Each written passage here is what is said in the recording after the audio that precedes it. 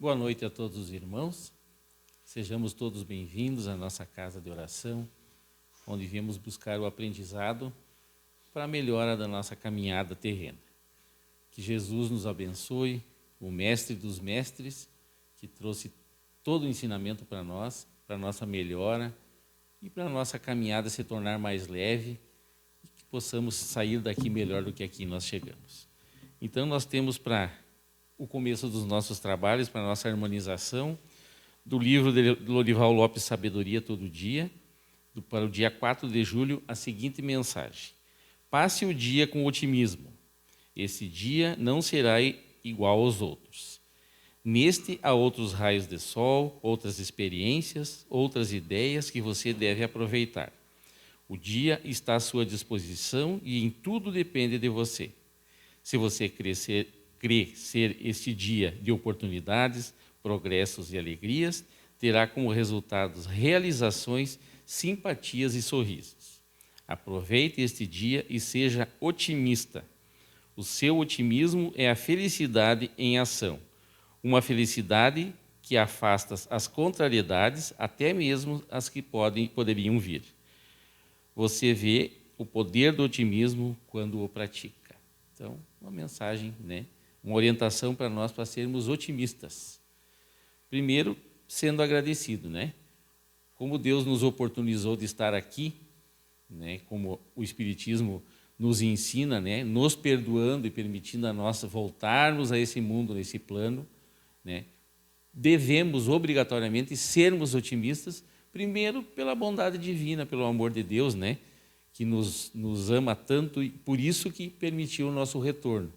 Então, a partir daí já temos a obrigação de sermos otimistas, agradecendo sempre a oportunidade de cada dia, a cada amanhecer, por experiências novas que virão no outro dia, que não serão iguais às de hoje. Cada dia é único para nós, Então já podemos pensar em sermos otimistas que amanhã eu posso fazer melhor do que eu fiz hoje.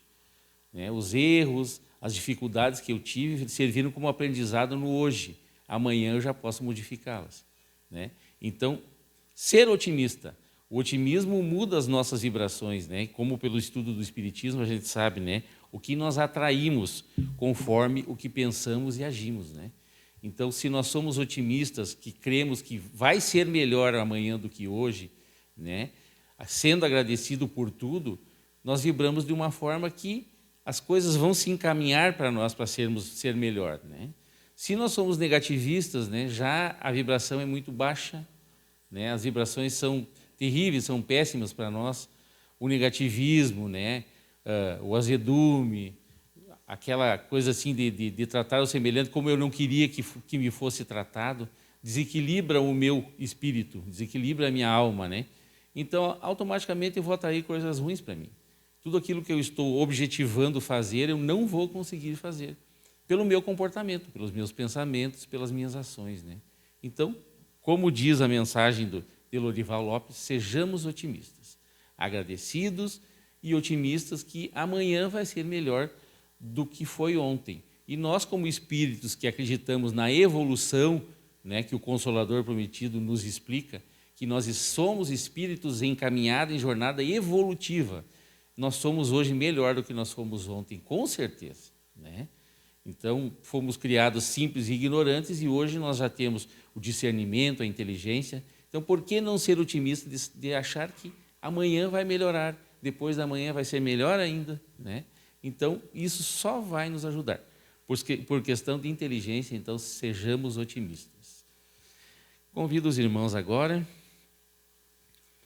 para nos ligarmos a Deus, nosso Pai amado, agradecendo por mais esse dia, por todo o seu amor, por todo o seu perdão, que a cada dia Ele nos permite ter, pelas possibilidades das experiências novas, dos aprendizados, que Ele, como Pai amoroso, tanto nos permite e nos ajuda a ter.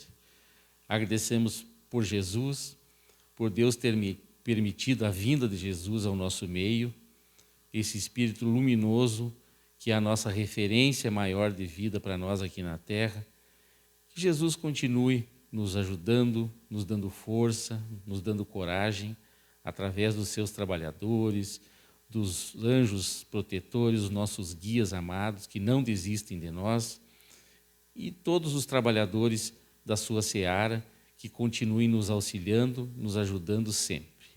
Agradecemos pela nossa casa, pelo aprendizado que nós íamos buscar aqui, pelas obras que vieram através do Consolador prometido, que Jesus prometeu e cumpriu que viriam até nós, que nós possamos usar esses instrumentos maravilhosos de luz, que são as obras que Jesus trouxe para nós nos aprendermos cada vez mais, possamos usar para o nosso aprendizado e usar cada vez mais para o nosso crescimento pessoal, o nosso crescimento moral. Que possamos amar mais os nossos irmãos e a nós mesmos. E nessa noite, que vamos ter mais um estudo do Evangelho, que os Espíritos de luz que estão conosco aqui nos auxiliem a entender o que vamos aprender aqui para colocarmos em prática e que intuam a nossa irmã Vera na explanação luminosa do Evangelho do nosso Mestre Jesus. Que Deus continue nos auxiliando e nos amando hoje e sempre. Que assim seja.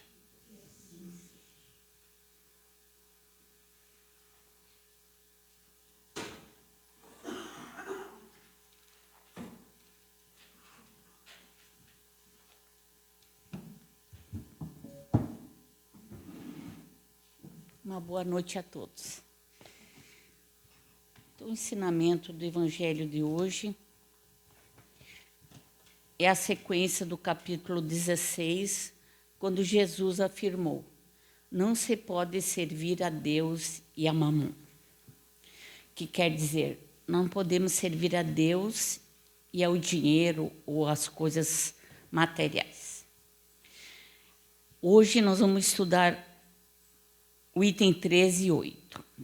O item 13 nos diz assim: preservar-se da avareza. Então, no meio da turba, um homem lhe disse: mestre, diz a meu irmão que divida comigo a herança que nos tocou. Jesus lhe disse: ó homens, quem me designou para vos julgar ou para fazer as vossas partilhas? E acrescentou: tende o cuidado de preservar-vos de toda a avareza, porquanto, seja qual for a abundância em que o homem se encontre, sua vida não depende dos bens que ele possua. Disse-lhes a seguir essa parábola: havia um homem rico, cujas terras tinham produzido extraordinariamente, e que se entretinha a pensar consigo mesmo, assim: que hei de fazer, pois já não tenho lugar onde possa encerrar tudo o que vou colher? Está aqui, disse, o que farei. Demolirei os meus celeiros, construirei outros maiores, onde porei toda a minha colheita e todos os meus bens. E direi à minha alma: minha alma, tens de reserva muitos bens para longos anos. Repousa, come, beba e goze. Mas Deus, ao mesmo tempo, disse ao homem: que insensato és! Esta noite mesmo tomar-te-ão a alma. Para que servirá o que acumulastes? É o que acontece àquele que acumula tesouros para si próprio e que não é rico diante de Deus. Então, essa passagem está escrita em Lucas, no capítulo 12, versículo 13 a 21. E no item 8, nos ensina o seguinte: desigualdade das riquezas. A desigualdade das riquezas é um dos problemas que inutilmente se procurará resolver, desde que se considere apenas a vida atual. A primeira questão que se apresenta é esta: por que não são igualmente ricos todos os homens? Não o são por uma razão muito simples: por não serem igualmente inteligentes, ativos e laboriosos para adquirir, nem sóbrios e previdentes para conservar. É, aliás, ponto matematicamente demonstrado que a riqueza repartida com igualdade a cada um daria uma parcela mínima e insuficiente, que, supondo efetuada essa repartição, o equilíbrio em pouco tempo estaria desfeito pela diversidade dos caracteres e das aptidões, que, supondo-a possível e durável, tendo cada um somente com que viver, o resultado seria o aniquilamento de todos os grandes trabalhos que concorrem para o progresso e para o bem-estar da humanidade, que, admitido desse ela a cada um o necessário, já não haveria o aguilhão que o impele os homens às grandes descobertas e aos empreendimentos úteis. Se Deus a concentra em certos pontos, é para que daí se expanda em quantidades suficientes, de acordo com as necessidades. Admitido isso, pergunta-se: por que Deus a concede a pessoas incapazes de fazê-la frutificar para o bem de todos?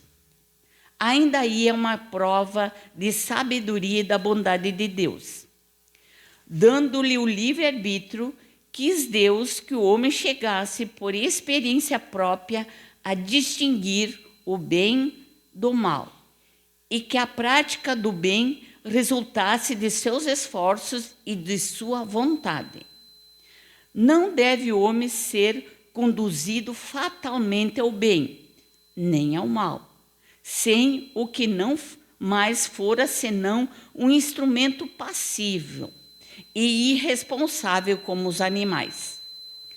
A riqueza é um meio de o experimentar moralmente, mas como, ao mesmo tempo, é poderoso meio de ação para o progresso.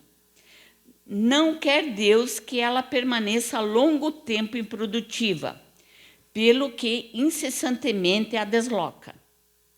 Cada um tem de possuí-la para se exercitar em utilizá-la e demonstrar que o uso sabe fazer dela, sendo, no entanto, materialmente impossível que todos a possuem ao mesmo tempo, e acontecendo, além disso, que, se todos a possuíssem, ninguém trabalharia, com o que o melhoramento do planeta ficaria comprometido.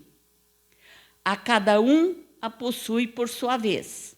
Assim, um que não a tem hoje, já a teve, ou terá em outra existência. Outro que agora tem, talvez não a tenha amanhã. Existem ricos e pobres, porque Deus, justo como é, a cada um prescreve trabalhar a seu turno. A pobreza é, para o que os sofrem, a prova da paciência e da resignação. A riqueza é, para os outros, a prova da caridade e da abnegação. Deploram-se com razão o péssimo uso que alguns fazem de suas riquezas, as ignóbeis paixões que a cobiça provoca.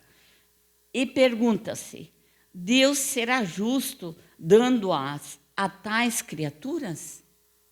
É exato que, se o homem só tivesse uma única existência, nada justificaria semelhante repartição dos bens da terra. Se, entretanto, não tivermos em vista apenas a vida atual e, ao contrário, considerarmos o conjunto das existências, veremos que tudo se equilibra com a justiça. Carece, pois, o pobre de motivo assim para acusar a providência, como para invejar os ricos. E a estes, aos ricos, não cabe a eles se glorificar do que possuem. Se abusam, não será com decretos ou leis suntuárias que se remediará o mal. As leis podem, de momento, mudar o exterior, mas não logram mudar o coração. Daí vêm serem elas de duração efêmera e quase sempre seguidas de uma reação mais desenfreada. A origem do mal reside no egoísmo e no orgulho. Os abusos de toda espécie cessarão quando os homens se regerem pela lei da caridade. Bem esclarecedor para todos nós que tanto queremos compreender o porquê o pobre, porquê o rico. Então, se nós temos uma visão de uma única existência, Deus seria injusto, dar a uns tantas facilidades e a outros tantas dificuldades. Agora, com o entendimento que a doutrina espírita nos traz, que já tivemos outras vivências, outras encarnações, outras vivências, talvez já passamos pela prova da riqueza ou da pobreza, todos vamos passar ou já passamos, né? E elas são educandários, são a escola para educar a nossa alma, o nosso espírito. O que nós estamos fazendo com o uso da riqueza que Deus nos concedeu. Então, vamos fazer uma análise primeiro do item 3, que Jesus nos alerta para nos preservar da avareza. Nós não ser avarentos, tudo para mim e nada para o outro. A gente deve se autoanalisar, todos nós somos ricos. Aqui, nós nos autoanalisando, só no ter um corpo perfeito já é uma riqueza ímpar. Podemos trabalhar, podemos estudar, podemos ser útil, podemos falar, ouvir, ver, enquanto tantos não têm essa riqueza. Então, já é uma riqueza que nós vamos também prestar conta a Deus o que a gente fez com o nosso corpo perfeito que Ele nos concedeu. E aqueles que não têm todas essas, por sua vez, também vão prestar conta com suas riquezas. Então, nós não devemos pensar só em nós. Se eu tenho um corpo perfeito, eu posso trabalhar, dar de mim, pelo meu esforço, pelo meu trabalho, não só pelo meu dinheiro, pelo meu intelecto, em favor do próximo.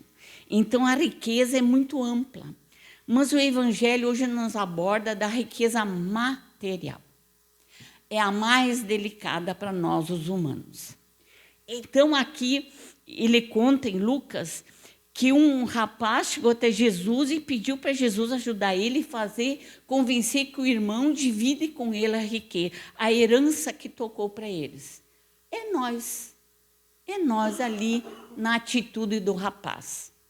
Nós ficamos bravos, às vezes brigamos com os familiares por causa da partilha, né? Então, eles eram nós. Se hoje Jesus viesse, nós ia pedir isso também para Jesus. A gente até pode pedir, mas ganhar, não sei se vamos ganhar, né? Então, a gente não deve se apegar aos bens. Nós temos nossos direitos civis, que é do mundo, e ir atrás dos nossos direitos, mas isso não nos dá o direito de criar inimigos, às vezes, na nossa própria família, por causa da partilha. Aquele que errou conosco, ou que nós erramos com eles, existe a justiça divina que ninguém escapa, né? Então, aqui, se erramos, nós vamos reparar o erro. Então, esse mancebo chegou até Jesus e pediu isso. E Jesus disse: ó homens, quem me designou para vos julgar? Ele, que era Jesus, não fez essa tarefa de julgar. Para fazer a partilha, talvez aquele que estava sendo prejudicado o prejudicou no passado. Então, Jesus deu um ensinamento ali e acrescentou que nós é para ter cuidado de nos preservar da avareza. Ser agarrado aos bens terrenos. trabalhar só para nós e não trabalhar para ajudar ninguém lá fora. Para nós e os nossos. E olha lá, nós devemos trabalhar para nós e também para os outros. Isso é a caridade que Jesus nos convida, né? Então, ele dá uma historinha aqui para nós vamos entender, vocês já entenderam, né, na leitura. A parábola desse homem rico. Rico, produziu bastante, seus celeiros eram pequenos, ele teve uma ideia, vou construir, desmanchar os pequenos, fazer uns celeiros bem grandes, vou botar toda a minha produção lá dentro e vou dizer para a minha alma, repousa, descansa, come, bebe, goza. É nós. Nós pensamos, não que esteja errado, pensar na previdência do futuro, da velhice, mas nós não precisamos só em nós, eu e os meus. A gente deve pensar naquele que passa fome, passa frio. Às vezes até um familiar nosso está em situações mais difíceis do que nós. Enxergar isso e fazer algo. E aí Jesus disse que nessa historinha, insensato esse homem. Ele estava bem, ele estava rico materialmente. Naquela noite mesmo, Deus ia chamar ele. Esta noite mesmo, tomar-te uma alma. Para que servirá o que acumulaste? É nós, gente, a nossa encarnação, a gente vive, tira a vida toda. Não que o trabalho seja errado, é uma lei do progresso. Botei ali no quadro. Uma lei divina é a lei do trabalho. Mas nós não devemos nos matar trabalhando para juntar e pensar só em nós. Trabalhar para nós ter uma vida com conforto, com alimentos bons, enfim, mas não pensar só em nós. Trabalhar e ajudar também o outro, dar de si, né? É o que acontece àquele que acumula os tesouros para si próprio. Esse não é rico diante de Deus. A caridade é o convite que Jesus nos ensina da riqueza material para praticar. E nós, comparado para quem não tem nada, nós somos todos ricos. Temos muito. Então, nós podemos ajudar. E aí vem explicar para nós essas desigualdades da riqueza aqui na Terra. Por que isso acontece? Primeira questão. Não somos todos ricos da mesma forma porque nós não somos igualmente inteligentes. Uns já são mais inteligentes, outros um pouco menos. Lembra das parábolas dos talentos? Então, nós podemos ser comparados àquele estudante que está aproveitando a escola, estuda e vai em frente e passa de ano normalmente. E tem aquele que quer descansar, não quer estudar, não quer se esforçar, vai ficar para trás. Mérito de quem? Daquele que aproveitou o tempo e avançou. O outro se atrasou. Assim é a nossa vida aqui, né? Nós, então, estamos em diferentes níveis intelectuais e morais, cada um no seu nível. E estamos todos unidos e juntos para que um ajude o outro. Ninguém é uma ilha, somos todos interligados. Também não somos todos ricos, porque nós não somos trabalhadores iguais. Tem uns que gostam de trabalhar, tem outros que já fazem o corpo mole para não trabalhar, só cumprir horário e receber. É nós. Cada um analisa nós mesmos, é nós, a humanidade. O jeitinho brasileiro, né? Ele tira vantagem em tudo, então é enganar a nós mesmos, né? E também nós não somos sóbrios e previdentes para conservar. E nós não precisamos ir longe. Famílias, que pode ser a nossa mesma, tem entre nós, por exemplo, uma família de 8 filhos, mesmo pai, mesma mãe, uns têm o pique para tal coisa, outro para tal coisa, uns são mais devagar, outros são mais inteligentes, cada um está num nível. Mas estamos juntos para que um ajude o outro, e não um condena o outro, ou um afunde o outro. Que muitas famílias, às vezes, um que é mais espertinho, engana o outro para se dar bem em tirar a herança dele para si. É a nossa vida, infelizmente, ainda pela nossa pequenez moral. Hoje, graças a Deus, nós estamos entendendo Jesus com bastante claridade através da doutrina espírita. Então, diz o Evangelho aqui, ó, que é matematicamente demonstrada que a riqueza, se fosse repartida igualmente para todos os que habitam a terra, ia dar uma quantidade mínima para cada um. E o equilíbrio dali a pouco já estaria diferente. É nós. 8 filhos, cada um herdou a mesma parcela, dali a pouco um triplicou, outro manteve, outro perdeu tudo. Depende do espírito que recebe o dom da riqueza material. Então, por essa diversidade de caracteres, o meu caráter é um, o caráter do meu irmão é outro, cada um tem seus caracteres, e pelas suas aptidões, nós vamos administrar segundo o nosso nível moral e intelectual. E diz assim, ó, supondo que é possível e durável, tendo essa divisão igual para todos, né? Aí, como é que a humanidade vai avançar na pesquisa? Que cada um tem um pouco. Como é que nós vamos ter recursos para as pesquisas dentro da Terra e fora da Terra? Então, nós precisamos da riqueza material. Ela é um bem, quando bem conduzida e administrada. Então, essa desigualdade da riqueza tem um fim útil. Deus sabe, né? Sem a riqueza material, não haveria o aguilhão que impele o homem às grandes descobertas e aos empreendimentos úteis. Para toda pesquisa, precisa de recurso material. Então, é uma bênção a riqueza nas mãos de A ou de B, desde que esse faça bom uso dela. É aí que Deus concentra em certos pontos.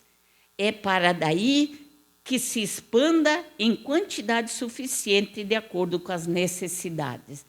Então, a gente estudando a doutrina agora entende, se a pessoa é rica e gera emprego, que bênção, é o melhor uso da riqueza quando gera trabalho para o ser humano, que dignifica o homem, né? Então, a riqueza, quando gera emprego, uma das mais abençoadas, o uso dessa riqueza. Então, pergunta-se, por que Deus concede a riqueza a pessoas incapazes de fazê-la frutificar para o bem de todos? Por que Deus dá riqueza, às vezes, para uma pessoa que não faz nada, só vive na boa, né? Que todos nós queremos viver na boa, né? Trabalhar que é bom, é difícil nós querer, né? Então, está aí uma prova da sabedoria de Deus. Porque Deus nos deu o livre-arbítrio. E Deus quer que nós chegamos à experiência própria de distinguir o bem do mal. Senão nós ia ser que nem os animais, pelo impulso. Então, pelo nosso esforço e pela nossa vontade. Porque para ir para o caminho do bem, eu tenho que querer, eu tenho que fazer força, eu tenho que ir, ter vontade de ir para o bem. Para ir para o caminho do mal, basta a inércia. Eu não faço nem o bem, nem o mal. E sou rica materialmente. Estou na vida, num vazio existencial. Só aproveitando, tipo, a herança que eu ganhei da minha família. Então, ela não é útil. Então, não deve o homem ser conduzido fatalmente ao bem. Nós temos que ir pela nossa escolha, pelo nosso livre-arbítrio. Deus não obriga nós a ir o caminho do bem. Porque senão o mérito era dele e não nosso, né? Então, a riqueza é um meio de nos experimentar moralmente. E, ao mesmo tempo, é um poderoso meio de ação para o progresso. A tecnologia, tudo precisou de pesquisa. A criação do avião, olha que bênção ter o avião. Aproximou os países. A tecnologia que usamos hoje, né? Teve que ter investimentos. Não quer Deus que a riqueza permaneça longo tempo improdutiva. Por isso que incessantemente Deus a desloca, né? E aí, ao analisar a Terra, teve países que eram líderes em determinadas funções. Hoje, não dominam mais aquela liderança. Então, a riqueza também de países, ela dá uma circulada, mas de mão em mão também. Então, a riqueza, diz o Evangelho, que cada um tem de possuí-la para exercitar a utilidade. E vamos ter que prestar conta do uso que estamos dando a ela. Então, se todos nós a possuíssemos, ninguém trabalharia. Outra ideia que diz o Evangelho. Se todos nós fôssemos ricos, quem ia trabalhar? Como é que o planeta ia desenvolver? Como é que o nosso intelecto ia desenvolver? Nós precisamos da lei do trabalho para desenvolver o nosso intelecto. Mas a lei do trabalho, ela gera o progresso material, nós trabalhamos para ter conforto, gera um progresso intelectual, porque o trabalho faz nós desenvolver a inteligência em resolver os problemas, e o trabalho é um grande educandário no progresso nosso moral, porque é no trabalho que tem os encontros entre nós, filhos de Deus, para treinar o perdão, paciência, resignação, enfim, todas as virtudes, que é nesse contato um com o outro que nós treinamos a caridade moral. Então, existem ricos e pobres, porque sendo Deus justo como é, a cada um prescreve trabalhar a seu turno. A pobreza é para nós, para aqueles que a sofrem, uma prova, uma escola para treinar a paciência e a resignação, para não me revoltar contra Deus, porque eu sou pobre materialmente. É para treinar minha paciência e resignação, e ir à luta. Como diz aqui em cima o Evangelho, se eu sou pobre, eu não devo invejar o rico. E se eu sou rica, eu não devo me achar eu sou superior ao pobre. Não. São duas escolas que cada um já passou ou vai passar.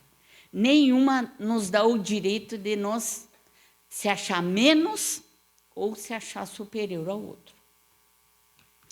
E a riqueza são duas virtudes que nós temos que treinar com a riqueza, que é praticar a caridade e a abnegação.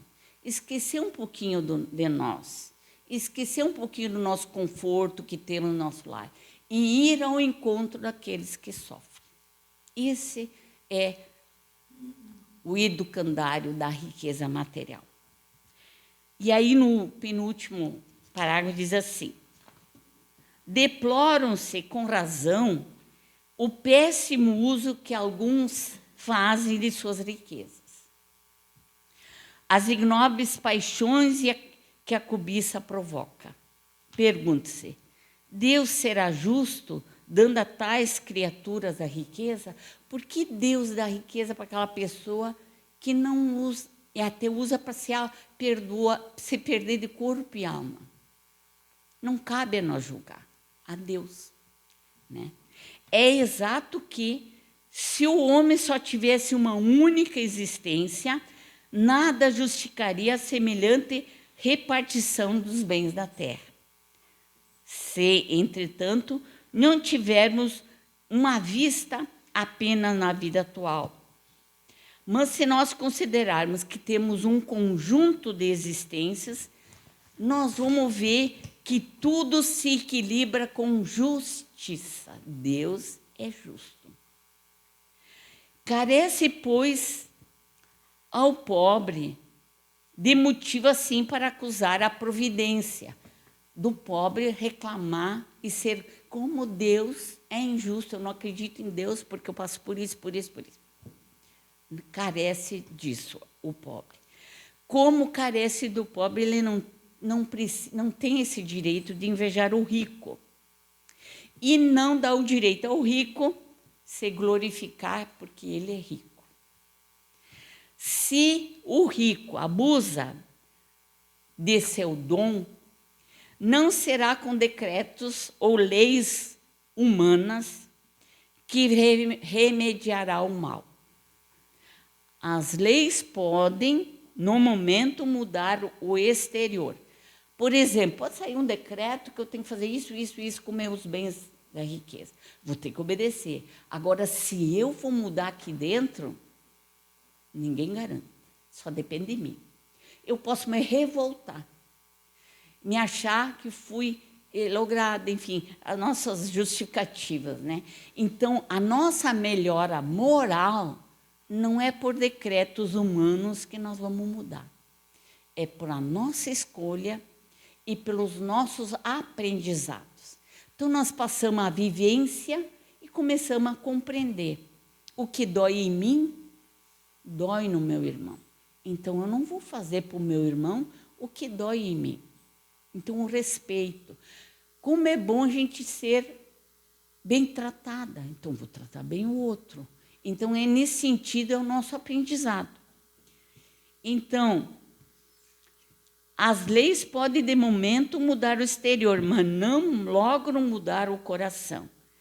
Daí vêm serem as leis de duração efêmera e quase sempre seguidas de uma reação mais desenfreada.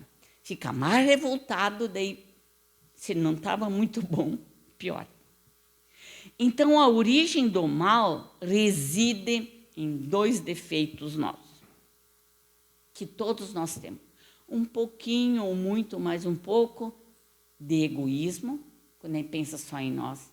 É eu e ponto. É egoísmo 100%. Quando é eu e os meus, é um egoísmo um pouquinho menos. E quando é eu e nós, aí é o que a gente deve fazer. Então, a origem está em ser egoísta e ser orgulhoso. O orgulho nos perde. O orgulho é não aceitar nada, né? Não aceitar uma comparação, que alguém aponta os nossos defeitos, né? Em tudo isso, os abusos de toda a espécie vão cessar quando nós, humanos, nos regerem pela lei da caridade. Caridade.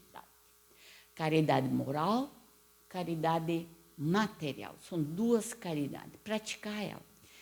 Então, hoje compreendemos mais um pouquinho, né, do entendimento por que uns têm tanto materialmente e outros não. Mas Deus está no comando e Deus sabe.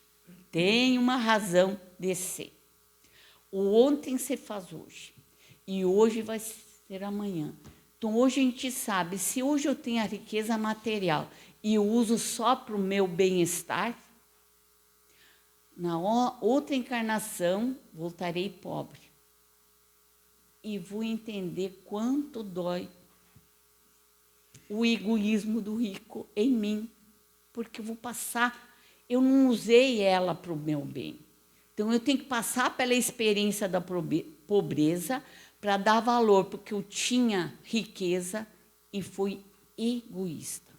Então, tudo tem uma razão de ser. E tudo são aprendizados. Nada é eterno.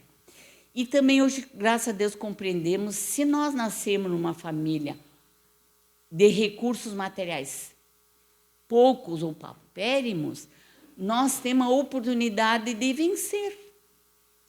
Vai do nosso empenho de a luta, né? Nós nascemos lá, quando Deus nos criou, simples e ignorantes. Estamos a caminho da evolução, chegaremos a anjos. Para tal, nós temos que ter um intelecto e uma moral. E nessa nossa evolução, como tem ali a lei do progresso, é uma lei de Deus, o que a humanidade mais precisa é melhorar moralmente. Porque materialmente estamos bem. Intelectualmente estamos muito bem. Mas moralmente, muito temos que melhorar. E assim cada um de nós vai conquistar o reino de Deus dentro de si, que é ser feliz, à medida que a gente compreender e vivenciar Jesus, que ele afirmou, fora da caridade, nós não vamos nos salvar. Então, que Jesus nos ajude para nós adoçar nossos corações e botar a mão na massa, né? Não podemos ficar de braços cruzados, né? Não fazer nada de bom para o nosso próximo. Começar nas pequenas coisas, quando ver nós estamos fazendo bastante coisa. Que assim seja.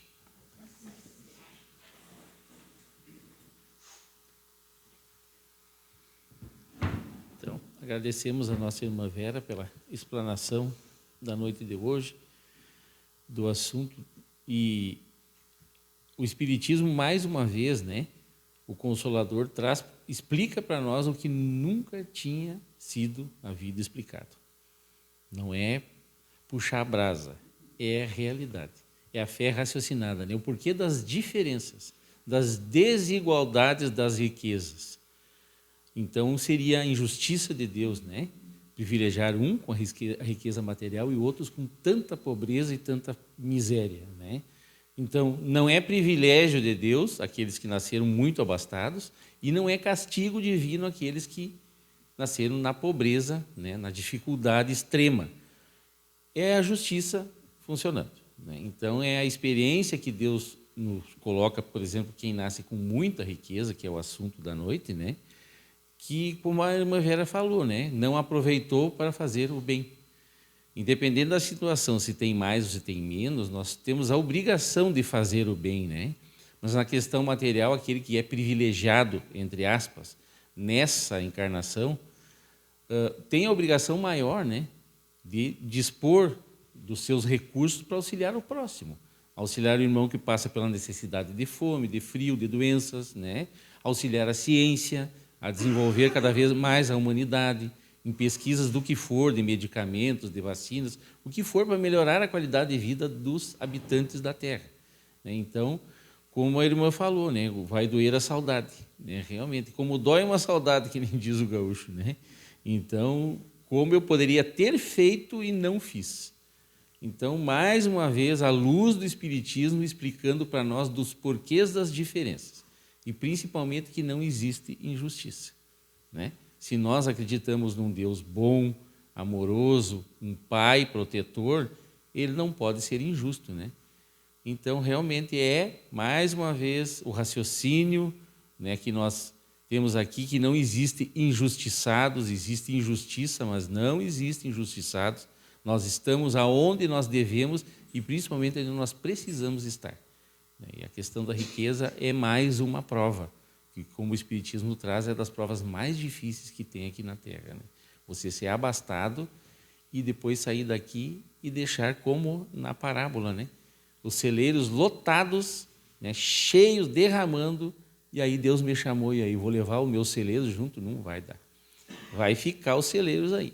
Quer dizer, vai ficar toda a riqueza aí para outros usufruírem, né? Então, por questão de inteligência, né? que a humanidade possa crescer nesse sentido, né, e ter menos desigualdades. Então, vamos agora, novamente, depois de escutarmos o Evangelho do nosso amado Jesus, das explicações pela espiritualidade que trouxeram para nós, agradecer. Agradecer por esse dia, novamente, que está findando. Agradecermos pelas oportunidades, as provas, os desafios que vieram até nós nesse dia de hoje, que tenham servido para fazer nós crescermos como espíritos imortais, desenvolvendo em nós cada vez mais a bondade, o amor, e que no dia de hoje possamos ter crescido um pouquinho mais na questão moral. Agradecendo a Deus pela oportunidade, a Jesus pelo amparo, pela proteção, por tudo que eles permitem que cheguem até nós. Pedimos pela paz no mundo, que cada vez mais os habitantes daqui do nosso planeta, os chefes das nações, os governantes possam se dar conta que somente através do amor ao próximo, diminuindo as desigualdades sociais, o auxílio que nós precisamos todos ter, é que nós vamos ter um mundo melhor e mais justo. Agradecemos pela nossa casa, pelos espíritos de luz que estão aqui conosco, trabalhando. Quando nós saímos, eles seguem trabalhando aqui na nossa casa, auxiliando os irmãos desencarnados que tanto precisam. Por isso que a nossa casa cada vez mais se fortalece e cada vez mais traz para nós tudo aquilo que nós precisamos aprender através do Evangelho do nosso Mestre Jesus e das obras que o Espiritismo, através de Kardec, trouxe para nós. Que nós possamos ter uma noite de sono tranquila, agradecermos pelo dia de hoje e, ao abrir os olhos no corpo físico, na manhã seguinte, colocar em prática e tentar colocar em prática tudo aquilo que nós aprendemos na noite de hoje. Que Deus siga nos iluminando, nos amparando e nos protegendo. Que assim seja. Então vamos aguardar em prece para ser chamados para os passes.